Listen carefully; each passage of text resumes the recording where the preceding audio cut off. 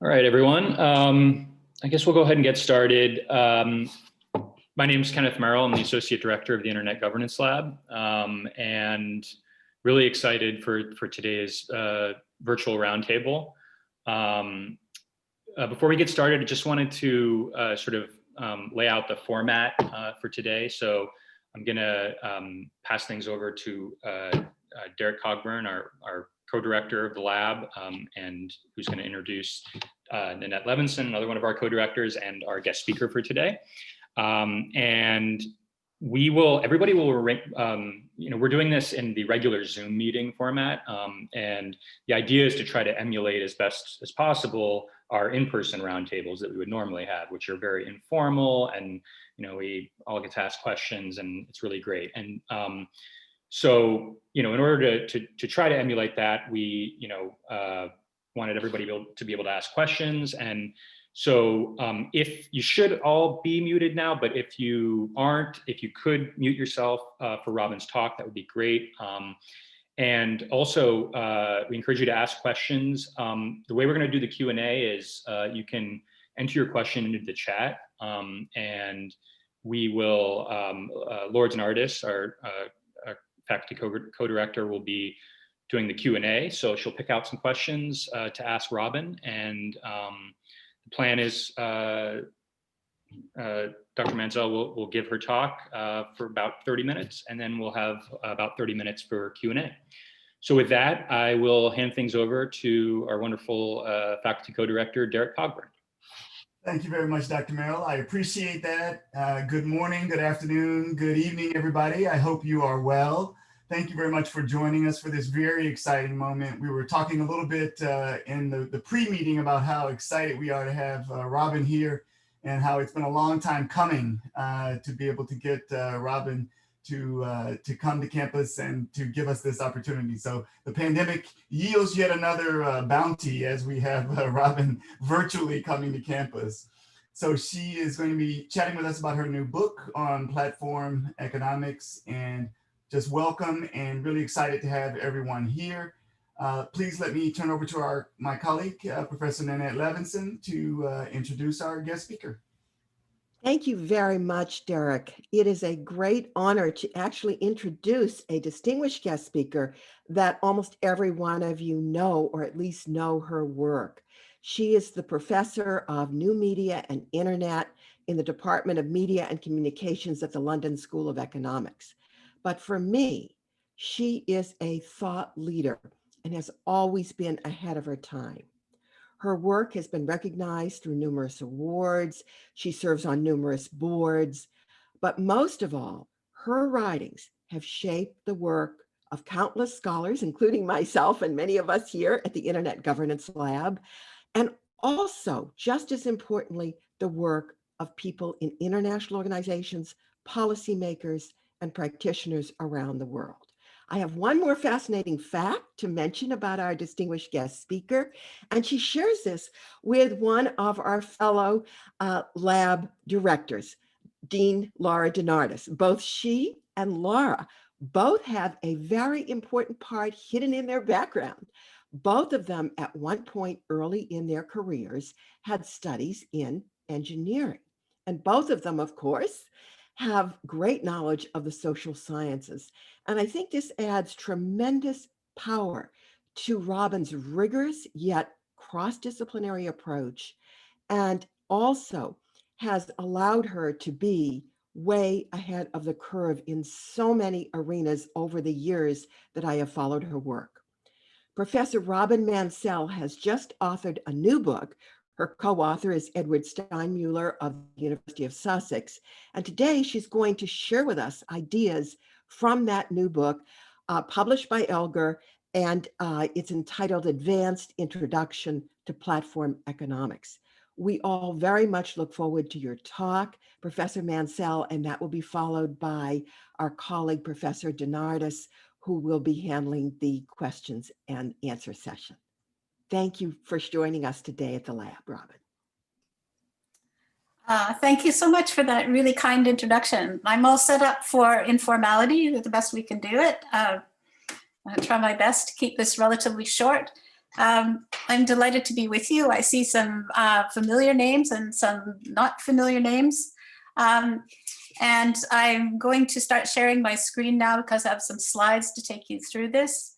And it means I'm not going to be able to see you, but nevertheless, here we go.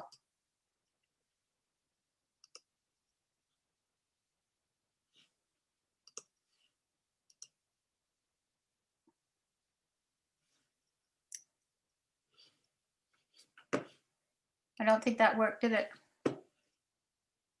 Try Yes, again. yes, we did see it. You did see it? Okay.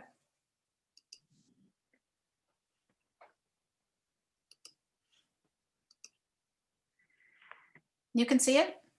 We can see it. It's not full screen, but we can see it. Better? Yep, great. Okay. All right. So here we go. I thought I'd start by asking myself, why on earth would someone choose to write a short introduction to platform economics?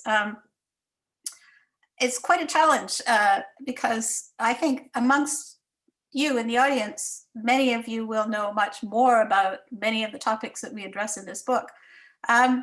But Edward Elgar, publishers, approached us, and my initial reaction was to say, no, I'm not going to do this. I'm not an economist. I can't write an advanced introduction to platform economics. And they said, yes, you can. And I said, no. And so I turned to my co-author, Ed Steinmueller, who is a trained economist, and said, would you keep me on the straight and narrow if I have to talk about neoclassical economics? And maybe we can make something of this. Another reason why I decided in the end to take it on was because when I was studying for my PhD in Canada, I had two supervisors. One was an institutional economist, Bill Melody, and the other was Dallas Smythe, the political economist, whose name may be known to many of you. Both of them had at one time or another been chief economist at the FCC.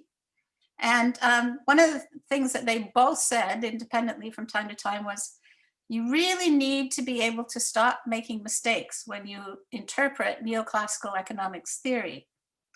And I would always look at them with a sort of skeptical look and say, what do you mean? I think I understand what the theory says. And I said, no, you don't. You need to be able to critique it on its own terms. So that's another reason why we decided to undertake this challenge of writing a short advanced introduction. The other reason, of course, is that platforms are on everybody's minds these days, and we'll come to some of the reasons for that shortly. What I'd like to do is give you a brief outline of the book, but I'm certainly not going to go through it chapter by chapter. What I will focus on after the initial few slides will be a consideration of the advantages of alternative platforms to the commercial dominant platforms, and some of the policy responses, and perhaps that can stimulate some debate. So here's an outline of the book. It is short. Things to note particularly about answering the question, what is novel about digital platforms? We treated platforms, and I am fully aware that there's a debate out there about whether we should even use the term platform, but we chose to focus on them as what some have called radical innovations, in the sense that the changes that are associated with them are substantially different from what came before. So if you think about connectivity, if you think about the arrival of web standards, and if you think about the whole virtualization of publication and e-commerce, those are pretty substantial changes, but they didn't just start with platforms. They started long before that. And they enabled a shift from the offline world to the online world. And they enabled online search and a number of other developments. I think what is core to the recent arrival of platforms in the debates is very much the monetization of data, and I'll have more to say about that. We decided that what we would do is juxtapose the three traditions in economics. There are many traditions in economics, but three predominant ones, one being the neoclassical, which I already mentioned, which, as many of you will know, if you have training in economics, is full of very formal assumptions and constraints in terms of what you can do with the theory. The other is institutional economics, which is very interdisciplinary. It's sort of a mishmash of politics, sociology, and economics, and critical political economy, which of course comes from a Marxian tradition and is itself also interdisciplinary. What we wanted to do was to both look at the strengths of the different traditions, how they tend to become interlaced and sometimes misinterpreted by parties who are adherents to one or other theory, and see what story we could tell about platform economics. Unlike some introductions, we made a specific choice not just to describe, but there is a point of view in this book. Some of you, if you read it, may say your point of view should be coming through more strongly. But there is a point of view, and that comes out at the end. And that'll become clear as I talk through the rest of the book. We also decided not to work with some of the circulated definitions of what is a platform. Many of you will be aware of Van Dijk's definition, Annabelle Gower coming from an engineering and management perspective, or perhaps Evans and Schmalensee coming from economics and business. But we decided to really focus in on what were the basic aspects of something that has come to be known as a platform. And the most obvious is the presumption that content is desired by users. Of course, we can talk about what desired means. Is it managed desire, or is it individual motivation? The second is a business model that pays the cost of maintaining and improving the platform. This doesn't necessarily imply that it's a commercial platform. It simply says that if you have an endeavor to circulate, process, and make sense of data, there will be costs. And somehow, whatever model you have, the costs will have to be recovered. The third is the one that is most familiar in the discussions about platformization and digital platforms, is the collection, retention, and use of data about users. But again, not necessarily presuming that that process is commercial. And then finally, a kind of fourth optional component to the definition, which is the provision of auxiliary commercial services. And I've given the example of Google AdSense, but I might well have given examples of artificial intelligence as a service in the cloud, some of the other types of services, which are the lines of business which some of the big platforms are going into, which is very far from where they started as they build out their ecologies. So we worked with that very basic definition and took it through the subsequent chapters, seeking to shed light on the fact that if you approach any particular type of platform, whether it be a Facebook or Google or something in the automobile industry, and ask the question, what are the assumptions we make about why that platform is configured as it is, how it came to be configured that way, and how it might evolve in the future? More than likely, you'll be asking that question through a particular theoretical lens, and that's what we try to elucidate in the rest of the book. The big message in doing that is to say that wherever you start in terms of thinking about the scale of platforms, the priorities and choices that are made, they are choices. Everything about the technology design, about the business strategy, about who is attracted to it and who isn't, is part of a set of choices. And those choices are only tangentially technology inspired. For an audience at the Internet Governance Lab, I know that this will be nothing new, but I think it needs to be said and restated over and over again. I mentioned that we juxtaposed 3 different theoretical accounts, and I'm not about to give you a lecture in economics. You will be relieved to hear, because I haven't time and because it's not necessary for my purposes. But it is important to recognize that these 3 different theoretical accounts in economics, when you bring them to platforms, have some very specific questions that they tend to focus on. So if you're working within the neoclassical framework and asking yourself questions about how and why are platforms scaling up the way they do, you will be asking questions in the neoclassical framework about a representative company and how it behaves. Not the actual company, theoretically, but a representative company. And furthermore, you will be assuming that all of the technology changes that we see all around us in the digitalization and platformization age are somehow exogenous to the economic system. They're outside it. And every time a change is made, it's like a shock to the system. But you don't really need to know where they came from. You have no history. You only have a present. And you want to focus on the stylized facts about how the agents or individuals within that system behave. Now, that theory does have a use value in certain contexts. It can tell a company whether it should turn left or right in terms of setting its business strategy and project how much revenue it might make as a result of that. But it isn't going to tell you about very much else, the world around it, the consequences politically, socially, culturally, etc.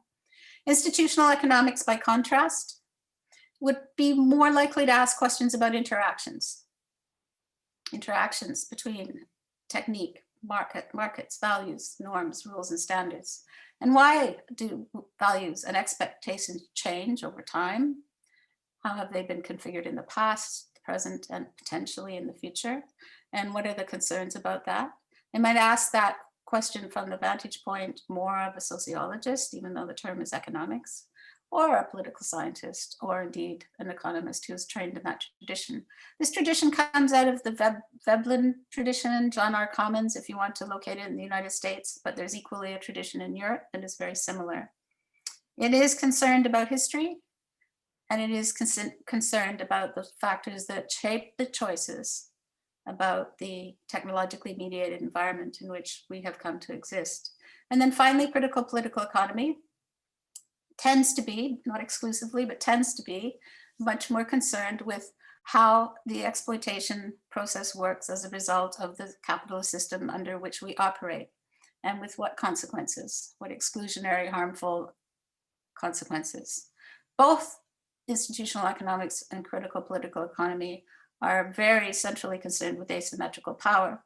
And from my point of view, that makes both of them very helpful in trying to understand what we now know as very big platforms that have come into existence. How and why have they done so?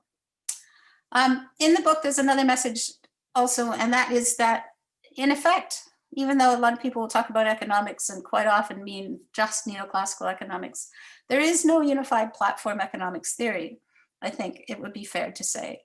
So what does that mean in terms of practice and in terms of messages that we might be wanting to get across to policymakers? Well, one of the things it means is that there's no clear message for competition policy, for example. In the neoclassical scenario, most of the time, the only question that's of interest is price. And if the price is zero to the consumer or the citizen who's using a big platform, then it's pretty difficult to decide that that platform is abusing its market power. The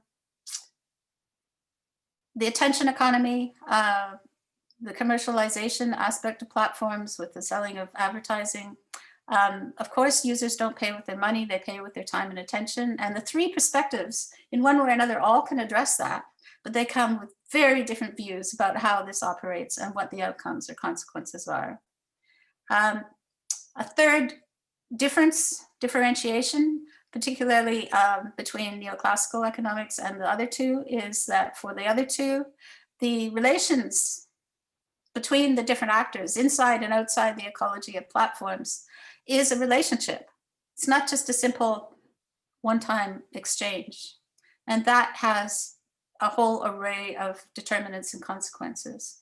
And then finally, again, the fact that platforms have come into being the way we know them is not some kind of law of nature, a law of economics. It is a strategy.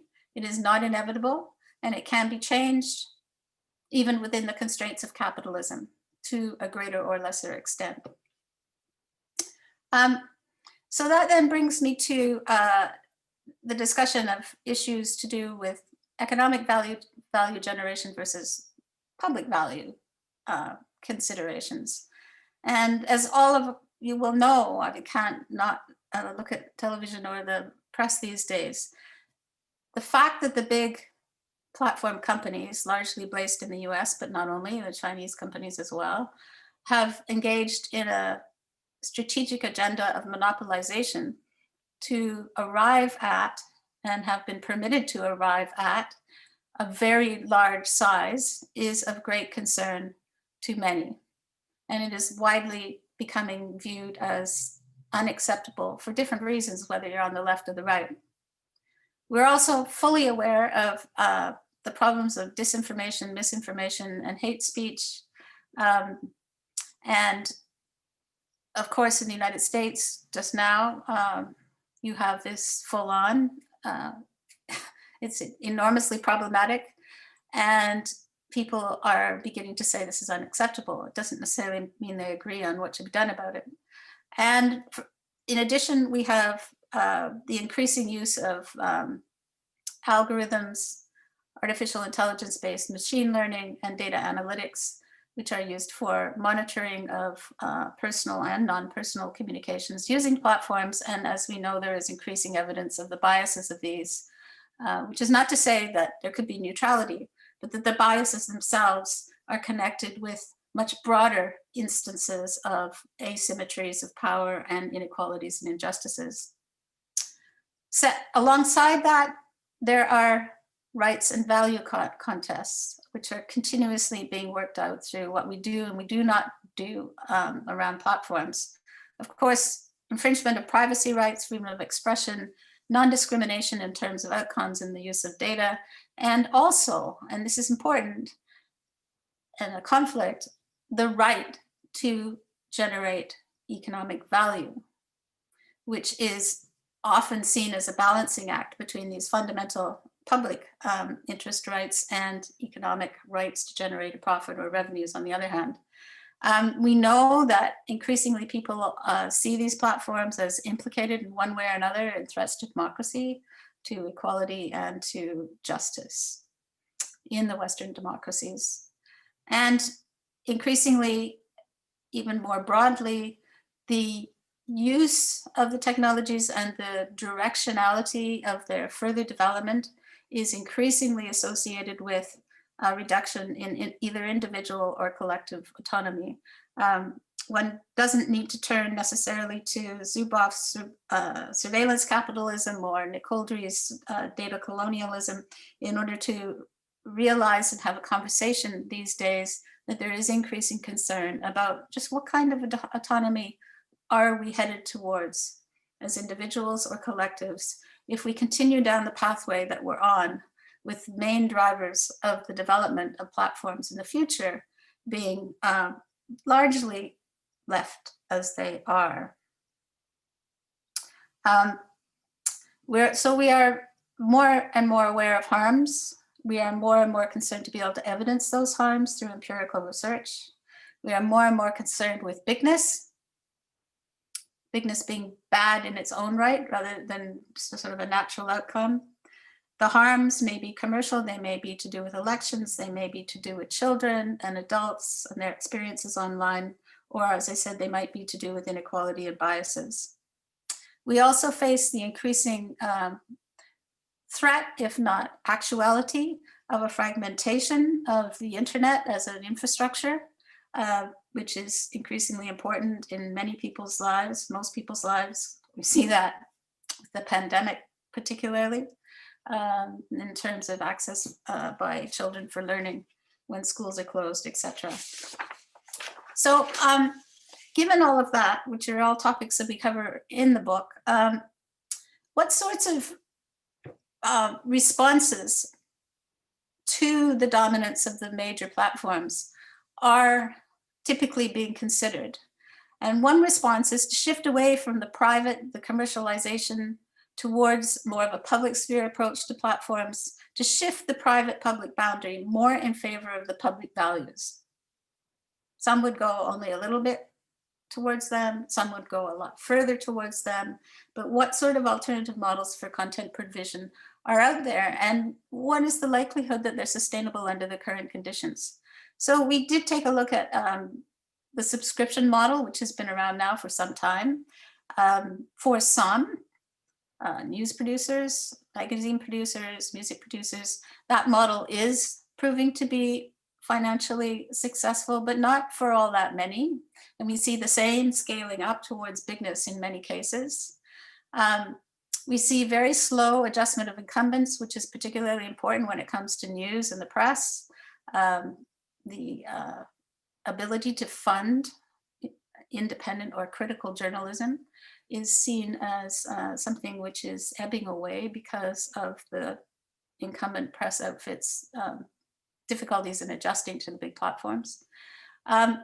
The subscription model does contribute to, in a way, to diversity and plurality of content, but, and this is a fairly big but, it remains accountable to its subscribers, not to all. And so that does have implications in terms of the kind of public sphere that we have, information public sphere. The second model that's been around for a long time is public service provision. And they are, in some countries, particularly in Europe, particularly associated with diversity and plurality because they have a mandate to serve a broad public. They increasingly face problems of discovery. How do you find their content on platforms? They also increasingly face issues around either voluntary contributions, such as I think in the United States, much of the funding for public service media is voluntary, or state financial challenges where states are constantly saying we're going to come back. They also increasingly in the political realm face the problem of what is objectivity. Particularly here, the BBC is being told you must be absolutely balanced if you want to continue to either have the license fee or have any other kind of state funding. And interestingly, although some would turn to public service media and models as an alternative to the big dominant platforms, they are themselves increasingly using datafication strategies, the processing of data about individuals, albeit for a public service reason. But nonetheless, they are beginning to do that. And some of those practices blur into the commercial sector when they also engage in commercial kinds of activities. And lastly, the public service model, accountability varies. It depends on how the governance is designed in particular countries. Some are closer to the state, some are further away. And then finally, clubs and voluntary community models. I give you the example here of Wikinews.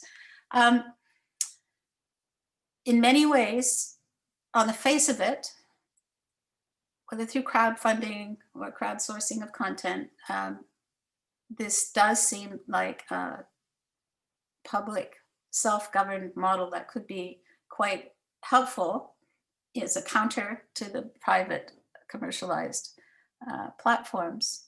But it also has to be remembered that they do need to align with the specialized interests of the content generators, or people wouldn't put their content on the platforms, or they wouldn't actually attend to it. And they also have a mix of varying levels of public and private support. And it's difficult to see how many of them, not to say it's impossible, but many of them would scale up to really become a viable alternative to the big dominant platforms. So based on that snapshot of three models, what do we conclude? First of all, that they're all to some extent vulnerable to political influence, or they're self-limiting in relation to users or revenues. It's hard to see how they would scale up. In addition, insofar as we're talking about platforms now that are associated with content in one way or another, it's difficult to see how they could increasingly afford the costs of content moderation. And on their own, left to their own devices, it is sometimes difficult to see how they would really scale up to become alternatives.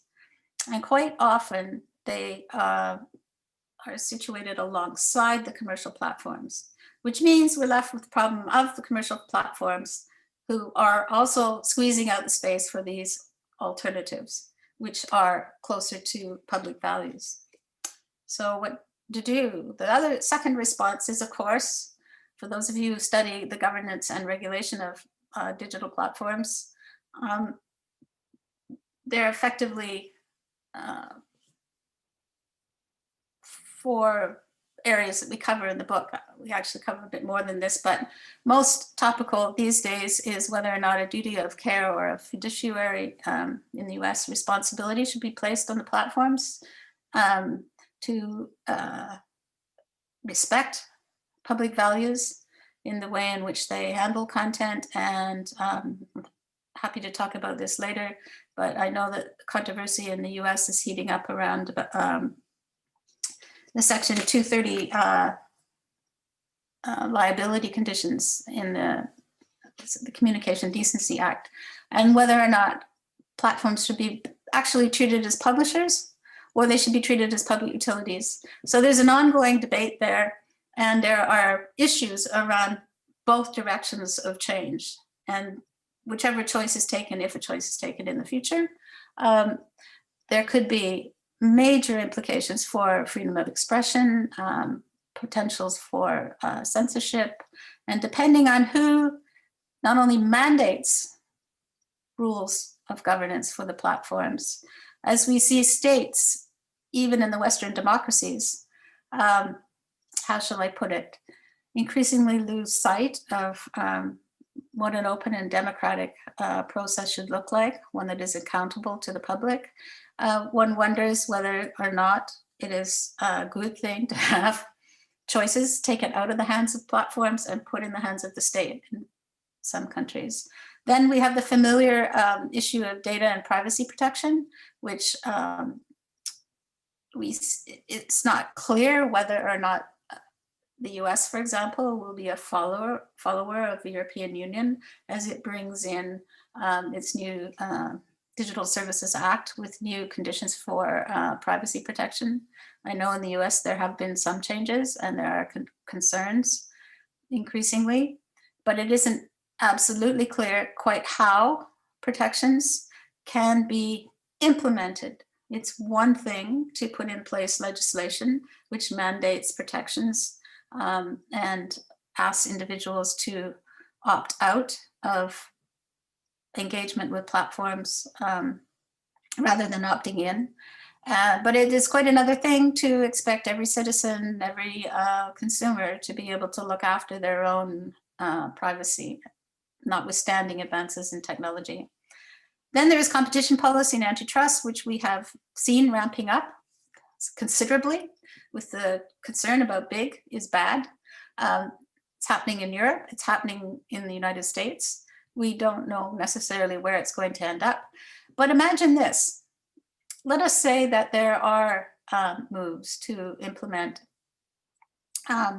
stronger antitrust breakup scenarios of the large platforms, whether it's Facebook or Amazon or whomever.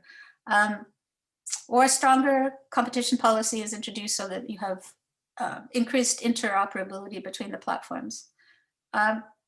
You might have a number of commercial, relatively big platforms, all still going down the track of the commercial datafication process without actually moving to any other model which better balances public values. And then lastly, taxation. When I was talking about the alternative business models, taxation is sometimes seen as one approach to raising additional monies to sustain, for example, the press. And some countries have been introducing taxes. And I know that some states have introduced taxes despite a global moratorium and a stalemate in terms of addressing this at the international level. But so far, these approaches to taxation don't come anywhere near to generating the kinds of monies that would be needed to sustain the alternative models in a big way. So the road ahead. This is a subtitle of one of the chapters, and yes, we did steal it from Bill Gates.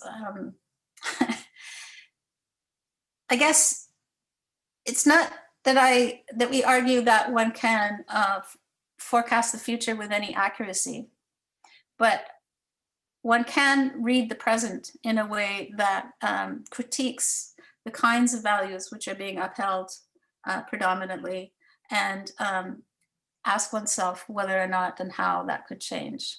So in terms of a road ahead, it does seem, what it seemed to us, that code's a bit good behavior and some breakups are likely to happen, but that they are unlikely to stem the commercial datafication or infiltration of algorithm-based decision-making into the economy, into society, into the social order. When you think of alternative platforms, people need to have somewhere to exit to if they're going to make choices to move away from the commercial platforms and some of the harms that are associated with them. And public initiatives using processes of datafication for good also need oversight to ensure that public values are upheld in practice. So it's really important, we argued, to bear in mind that even when you do find a way to sustain an alternative to the dominant platforms, just as in the case of open source software communities, they tend to build their own new hierarchies from within, and they also are values-based. And they also, it depends on who is affiliated with them, whether or not you can actually designate them as for good, even if that is their overall remit. So basically, I would suggest that a move away from platform advertiser-supported business models, commercial commodification of data, just requires a fundamental rethinking of how digital systems should be financed and what technologies should not be deployed. I think a few years ago when I used to go around saying that you should, maybe there are just some kinds of systems, take facial recognition, for example, that should not be deployed simply because we can. Maybe there are reasons not to. That this needs to be taken far more seriously, and I think it is being taken more seriously today in some circles. So finally, really what all of this debate about platforms is about and should be about is accountability and fairness. And if when we're to look to a medium-term scenario, I would say that we will end up with a mix of self or co-regulation, plus some oversight boards and some breakups of some of the big giants that we have today, or some settlements that they will admit to changing their behavior and their strategies in certain ways. I think we may see some bans on datafication practices, especially in sensitive areas, whether it be with regard to children or in the political domain. And certainly in the political domain, that will continue to raise questions about freedom of expression. And finally, we will see some investment in alternative business models. Whether it's crowdsourced investment or whether it's state investment, we will see some change. But it seems to me that what we really need to focus on is what the moral limits of the capitalist market are and should be, and what the responsibilities and limits of the state should be. Because even if we take the measures in the 4 areas I was talking about before, and even if we see advances incrementally in the capacity of different states to govern the platforms, whether through citizen initiatives or through government initiatives, it seems to me that we are on a trajectory towards increasingly difficult claims to accountability because of the opaqueness of data and the lack of transparency of algorithms. And I always like to end by quoting from Atkinson, who was an economist, sadly no longer with us, who said, technological progress is not a force of nature, but reflects social and economic decisions. How simple a statement is that? And yet when it comes to claims about the scaling up of platforms, we often say, well, you know, network externalities makes it inevitable that we will have this large scale. And I always come back to the idea that markets are social, markets are institutions, and we can do something about bigness and harms if we wish. Thank you. I'll stop there and stop sharing my screen. Wonderful, wonderful. Thank you so much. There's so much there, Robin. And I'd like to, if I may, I'd like to kick off a question that kind of combines a few of the chat questions. And it has to do with the connection between the economic models and some of the public policy problems that you laid out. And I'm really looking forward to reading more about this, but I thought maybe we could ask this question here in this forum. Like some of the problems that you laid out, if I remember right, disinformation, the problem of hate speech, the problem of the threat to democracy.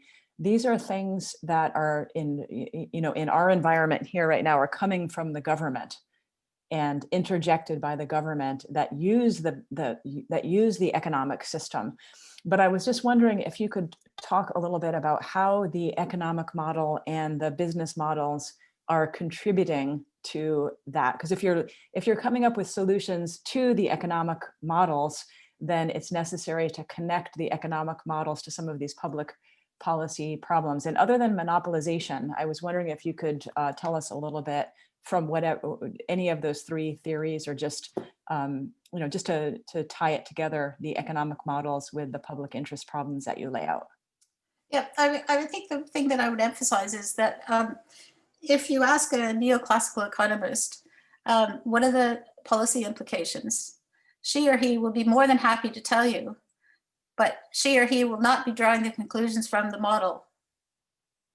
They'll be jumping over a fence because the actual model and its constraints, for the most part, will not be able to inform exactly how you understand the policy changes and choices in the neoclassical tradition.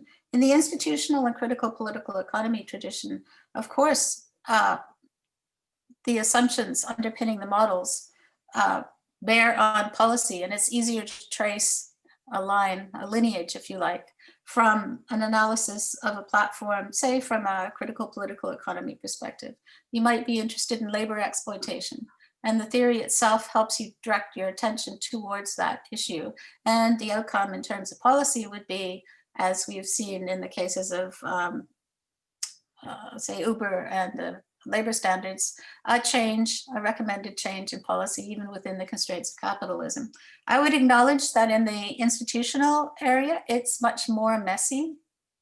And the reason why it is messy is because we don't have agreement on what the evidence base should be in order to show how you translate the consequences of, for example, a business strategy that is intent on infringing on people's privacy in order to make money, how that actually drives the economy and the linkages back to taxation policy, for example, and how the two are interconnected.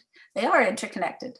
And I think we need more studies to show how that works itself out and how one can begin to think of alternatives to the default position, which says, oh, all we really need to do is go out and tax platforms more effectively. Mm-hmm.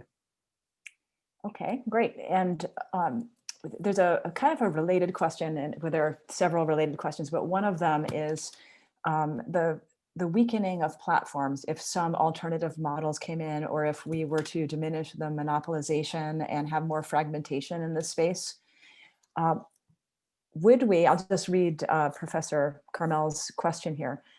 If we weaken or fragment platforms, then we are, in essence, inviting China to come in and dominate, or the US or other, fill in the country. And once the Chinese come in, then we in open societies will have even less control. So how would you respond to that? I think the geopolitics of all of this is a major consideration. There's no doubt about it. And yes, it would seem to me that you can look at it from one point of view and to say, we're not talking about very much smaller fragmented entities. It's quite likely that business models in the West, even if they're broken up, probably will scale, and that if they provide something which is something that grabs the attention of users, then the users will still go to them. If the Chinese were able to come into the Western markets more effectively, then yes, there would need to be the applicability of the same laws and antitrust considerations to them as would apply to domestic homegrown platforms. So I think it's a question of magnitude, and there is this notion that, oh, we just wouldn't be able to compete with the big Chinese companies. But they will be, we have to understand that they will be offering something different, or even when TikTok is operating in the US market. do we really have evidence that this is a great threat to national security? In the standardization area, we know that the Chinese companies and the US companies and the European companies have been working alongside each other, as you know, Laura, in standard setting, whether it's for privacy considerations or security considerations. And what they are instantiating into the technology design is not clear necessarily that the Chinese way of doing it is a great threat to the West, any more than it is clear that the US homegrown companies are entirely innocent when it comes to issues of privacy and security protection. I would say that there is another issue in geopolitics, which is, of course, the human rights issues. And if a stance is to be taken, it needs to be clear that perhaps it's because of fundamental human rights that have nothing to do with technology and everything to do with human beings. And that then becomes a different sort of debate. But it's one, I think, that needs to be worked out in a rational way, with a conversation that is multi-layered and multi-leveled, that actually looks at what is really happening in the design and development and application of these technologies and where the threats really do lie. And then think about the wider issue about the geopolitics. Thank you. And there are two other questions that relate to the state. And I'll just ask them both and answer one or both of them as you see fit. But one of them has to do with like a public ownership model. What would it be? What is it about a public ownership model that could solve some of the problem? It's related to my question before about how does the private ownership create or connect into those public interest problems, but the converse of that is how would ownership that's public or otherwise help to solve some of the problems around hate speech, around disinformation, et cetera. So that's one. And then a related question related to empowering the state and giving them even more power over platforms and related to platforms is one from, where did it go? From Rohan. It has to do with the tax model. Doesn't the tax model, let me just read it directly. The tax model empowers the state, especially when it comes to autocratic states, no longer absent in the nice Western democracies. This has serious downsides. So I think both of those questions relate to concerns about giving even more power to the state to influence, corrupt, benefit from. And so I'll just let that hang out there for you to address. Okay, I think I alluded to concerns increasingly about putting the state in charge. What I didn't discuss, and we don't discuss very much in the book, is multi-stakeholderism and whether or not there are arrangements of governance of platforms, large or small, public or private, which can be instantiated through multi-stakeholder arrangements. I don't think it's a panacea, but I do think that it's an in-between space, always has been and should be in the future, to ensure that decisions that are taken, whether that it's with regard to issues of public values or economic values, that where choices have to be taken, where justice considerations and norms are of concern, there needs to be some kind of arrangement. When I talked about the different models, I did use public service, generally owned by the state, or at least attached to the state, which has not been all that successful in terms of achieving the kind of public values that in many countries that we might hope for, especially not as they drift away from democracy towards populism. So I'm not presenting alternatives as a panacea, but rather as a reason to give strong consideration to the fact that if we don't come up with something more creative, we don't actually have very salutary solutions. In terms of taxation, again, similarly, the tax can be used in a punitive way, and tax can be used in order to skew the kinds of developments and shape the way the market evolves. There's no question about it. And if that is in fact what happens as a result of introduction of new, in quotes, internet taxes, whether through global agreement or nationally, then of course it's worth empirical consideration. I think my strongest argument would be that we need to look at the empirical reality of what's happening and not just draw from theoretical assumptions, whether it be critical political economy or the neoclassical model that says there's an inevitable outcome here if you go left or if you go right. I'm a great champion of saying, what is actually happening? What are the real incentives amongst the actors? Where are the power asymmetries? And how can we actually take choices which minimize some of the negative outcomes? I am usually a very optimistic person, but I am not particularly optimistic that we can, under this current institutional environment of state, private actor, and civil society, also, whether we can actually bring about a step shift in the way in which these platforms are evolving. I hope we can, but I don't actually see a clear pathway through any of the solutions. Thank you. Thank you very much. There are also some questions that have technology at their core. So I want to turn to that grouping for a moment. And maybe under the economic lens presented here, it's not as relevant to the particular study that you're looking at, but I know you and your other work keep technology and technological affordances and architectural solutions a lot more central. So I think it's fair game to represent some of these questions. And I'll ask it this way: how do some of the problems and responses as presented here, understood through the lens of platform economics, account for technology, whether that is the use of AI to deal with hate speech and identify computational propaganda, fake accounts, deep fakes, these kinds of things. So either in the design of the platforms or in the solutions to some of the problems, how would you, what would you say about the role of technology and how that fits inside of your responses? Okay, well, my own position would be that in terms of neoclassical economics, it just simply doesn't account for the technology. It's quite simple.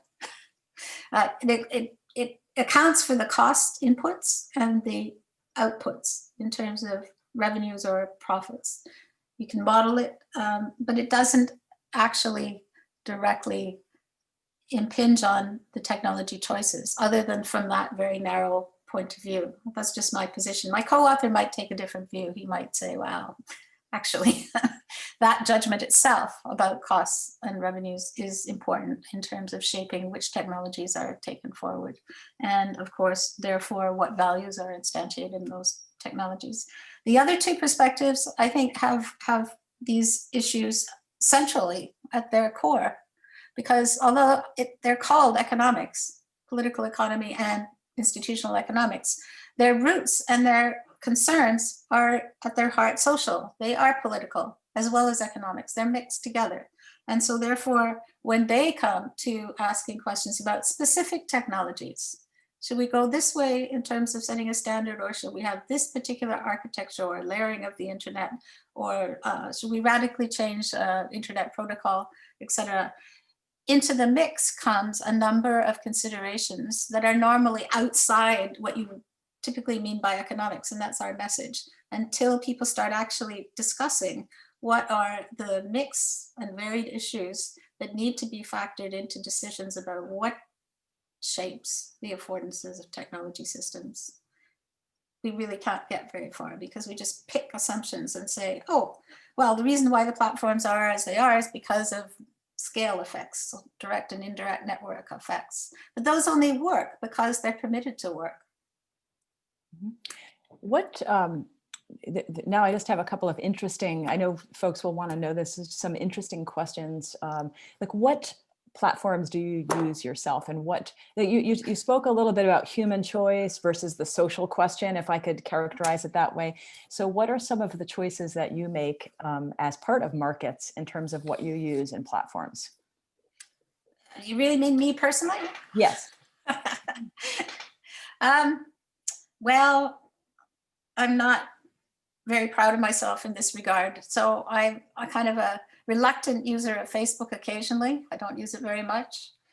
I do use Twitter to follow academic debates, particularly in politics. And I have used Instagram, but only recently since the lockdown. So I make choices which I would not want to defend particularly as all that well considered. There's a disjunct between my practice and my views. I would say that quite honestly. I wish there wasn't. On the other hand, I have open source software on my computer. We're constantly investigating how one might tunnel through and evade security devices. I do this with my partner quite a lot. We have, a mess on our machines.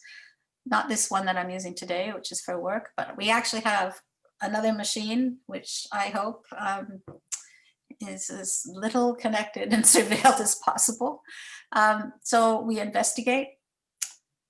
And also work with, I work with a number of community groups here in London who are intent on thinking through alternative platform scenarios and technologies. So I think that's the best answer I can give. It's not a great one, but it's the best I can give.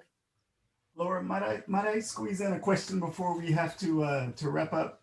Absolutely. Yes, we have 4 minutes. So this has been fascinating, Robin. I'm so happy that you're here. And I wonder, following Laura's lead there, if we could ask you to step back just a little bit further and think about what we're facing, at least now in the US. With this last election, the level of disinformation, falsehoods, downright lies that are being spread over the platforms. And can you think and say a little bit about what you think? I want to ask two questions: what the broader implications might be, and what do you think could be done from each of the different economic perspectives? What might be done to police that a little bit better, to protect our democracy a little more? Yeah, well, I suppose what we see most evidently in the US at the moment, apart from the very evident conflicts and controversies that are politically inspired, is a splintering effect whereby as soon as moves are taken in an attempt either through self-regulatory initiatives to start labeling content, etc., or through more draconian measures, which might be to break these platforms up, all of a sudden what you see is the splintering off into a new domain. And this is one of the issues around the whole internet or digital ecology, that you can set up a new platform that nobody's really paying attention to and have 400,000 people join up to it in a week. I think you had that happen in the US, the Breitbart clone. And it's behind walls, or at least very hard to access. It will, if it grows, it'll become much more prominent and people will start talking about the free speech considerations. My own view is that we're probably, for the time being, stuck with the commodification of data as the main driving force of most platforms in the United States at the moment. So then I do ask myself, how would you actually contain this, bar banning them altogether? And this is highly unlikely. It's not going to happen. And so it seems to me the only strategy that's left is an independent adjudication of the problems. And by independent, I mean independent, that is agreed to. And if that can't be done, then I do worry that we are very much on the road to something that can no longer be called democracy. I guess that's my view. Thank you very much Robin. for that. Appreciate that thought. Yeah, thank you very much for that. And Robin, let me just say, you are welcome to join us anytime at the Internet Governance Lab. It's just so wonderful to be able to host you. I wish we could be doing it in person, but everyone really, really appreciates your time. And I have a feeling that this book is going to enter our syllabi in some very interesting ways and be very thought-provoking, and it fills a very important void in the literature.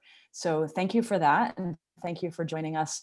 And thanks Ken Merrill for and Nanette and Derek and all for organizing this. But Robin, thank you, and we just want to wish you well with the book, and join us anytime. Thank you very much. I really appreciate it. Keep well, everybody. Great to see you, Robin. Thank you very Bye-bye. much.